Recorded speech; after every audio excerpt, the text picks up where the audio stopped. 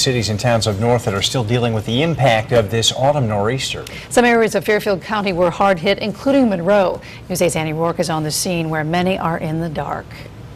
Here on the green in Monroe, as you can see behind me, they do have electricity, but that is not the case for everyone in this town. It is not just folks in the north and central parts of Connecticut that are suffering. It was 5 days with Irene. Now the Keklik family's been out for 6 days with the autumn nor'easter. A tree went down on Elm Street in Monroe, and it took 3 days just to open the road. CL&P came by one day, closed it back off again, and then they left about 10 minutes later and told my husband that it was going to be about 2 weeks before our power came back on. She called to complain and was told the crews shouldn't be talking to customers. They denied it would be 2 weeks, but here they are nearly 1 week in. And I'm sure that there are crews out there somewhere. I just haven't really seen them around my town. News 8 went looking, and we did find crews. These guys are from Missouri.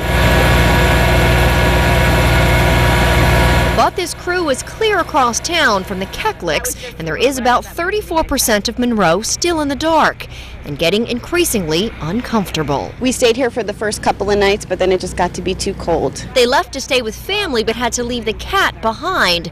Gina comes home every day to check on her and the status of the electricity. She says she's really disappointed in how CL&P has handled this crisis. A relative of hers actually works for the company. He did tell me that there are still some crews that are not on mandatory storm duty. They're doing routine day-to-day operations. She was told it's because the utility doesn't want to pay double time. Gina has also contacted the Attorney General's office and is happy to hear there will now be an investigation. She says this is simply unacceptable. We do pay very high rates, and I don't know what we're getting for that money. Day 6 and counting. On the scene in Monroe, Annie Rourke, News 8.